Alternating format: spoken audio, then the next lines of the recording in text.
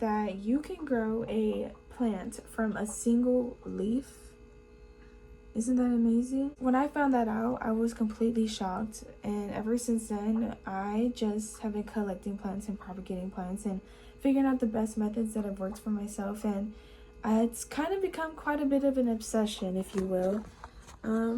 These are all my plants, and I have a lot of plants that I'm growing in water over here as well in my fish tank.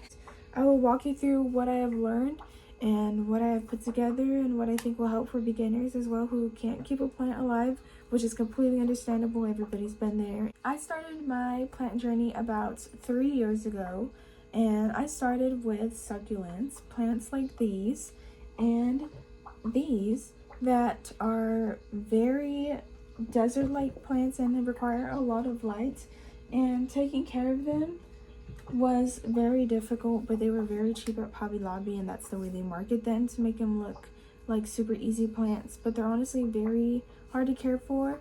But if you give them the right amount of light, they will reward you with little flowers sometimes. I started getting into houseplants around 2 years ago, and I started with this plant actually. Over time, she was really big and beautiful and large, and she is a wine plant. This is a Monstera deliciosa, also known as a Swiss cheese plant.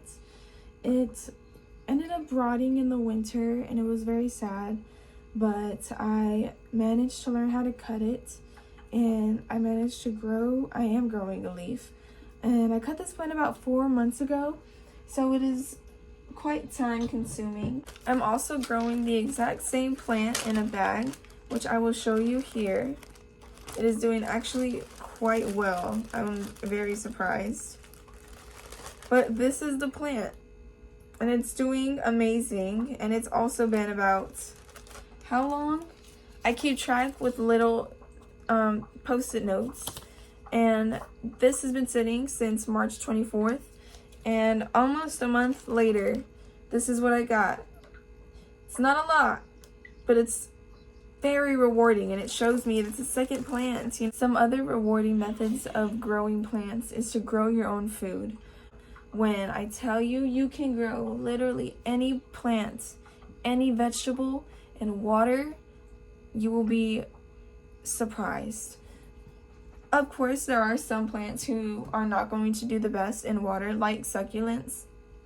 In my experience, I have not been able to propagate succulents in water, but I know other people who have been able to. But in my experience, I don't know if it's my lighting or how much water I'm adding, but I can't never figure that ratio out.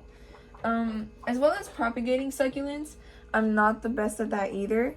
I'm trying to learn as well, and it's all a learning process. You know, this is my succulent tray with a bunch of my propagations, and as you can see, I'm doing okay. I have some roots here, but I've had this plant in here for almost 2 months, and that's what we've got. And I'm not going to be greedy, but it is very time consuming. I've had this one for almost 5 months, and this is not really going anywhere, and it's understandable. Not everything is going to work. Plants are very much hit or miss. So back to what I was talking about earlier, one of the biggest cons, or I guess downsides to plants that a lot of people may have problems with, is how time consuming they are and how much time it takes to grow a plant out of a seed, out of a leaf. In general, it's kind of time consuming, and there can be a lot of problems. One example I'd like to show you is something that you wouldn't really expect to grow, but it was an amazing process to grow, which is an avocado pit. Very wild experience. It took about 4 months, but finally today, perfect time for this video, this is the result that I am working with 4 months later. That is a root splitting through, and I grew it out of, it might be a little disgusting, and I'm sorry if you think that, but it's just moist and moldy, but it's a paper towel, and it's been like this for 4 months. Mind you, I probably should have changed it, but it still grew. So excited, I'm very excited about that, and I might learn later on to just switch the paper towel out. But yeah, I'm going to put it back in a new paper towel, and we're going to keep it submerged for a little longer until the root can wrap around or be a little longer, so that way it can be good to plant.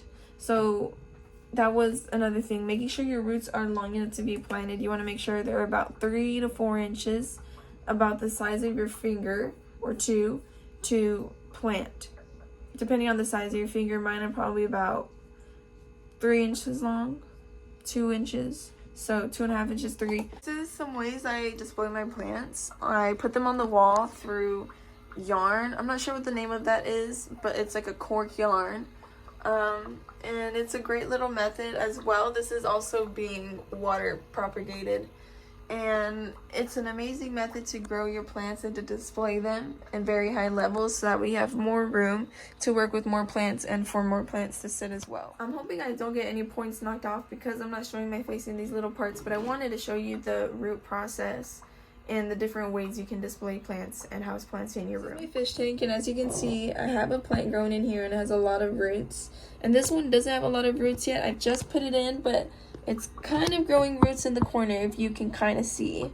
And yeah, it's just doing very well. I have a new leaf coming in as well in the corner. And there's new growth right there for that plant as well. This is a bamboo as well from that plant up there. And it's growing quite well in here. And this is another plant. I'm not sure what the name of it is, but it's also growing in my water.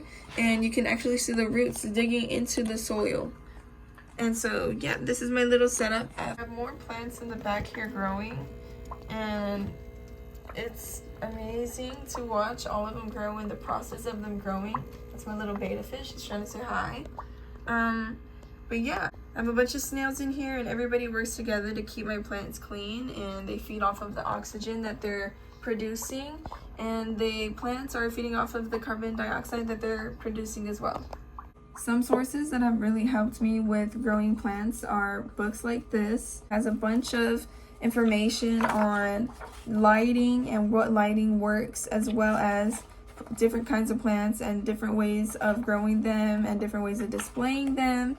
And it also talks about how to plant them and what kind of materials you need to repot plants and to grow plants. And it talks about different watering methods, different growing methods, different kinds of plants, and all the different type of care methods that each plant requires. Another source that is really good is TikTok and YouTube, and they all are into plants. In particularly, there's this one girl named Crystal, Planting with Crystal. She is amazing at growing plants, and she actually was the one who showed me and inspired me to grow an avocado seed or an avocado plant out of an avocado pit. In conclusion, it's super easy to grow houseplants, and it is super easy to grow houseplants specifically in water. Plants are so amazing, and you can literally display them however you want, large, small, it's all up to you. It is very fun to grow houseplants, and it is super easy. With enough patience and enough time, you can have a beautiful garden, or literally something as simple and easy as this, just a beautiful setup that you just want to keep together, and you can keep growing and keep looking at and keep enjoying for a very long time.